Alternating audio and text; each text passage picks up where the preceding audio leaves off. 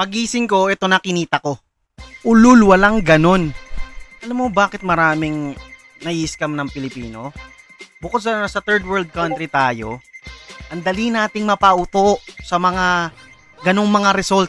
Nakala natin na overnight lang kumita ng ganon. Hindi ka kikita ng ganon kung hindi ka doktor or hindi ka man architect or engineer sa Pinas. Hindi ka kikita ng ganon. Maaaring totoo yun, na pagising ko, yun na yung kinikita ko. Kaya nakakita mo sa baba, shinare ko yun sa community kung paano ko nakuha yung trade na yan. Pero alam ng mga students ko na hindi ganun kadaling kunin yung trade na yan. Pero bossing, ilang taon ko pinag-aralan yon bago ko makarating sa point na yon, na pagising ko, meron na akong kinikita na ganun. Hindi tayo lumuhod at humiga at nagdasal para hingin yon. Nagdasal ako, pero nag-show up ako. Inaral ko, 'di ba?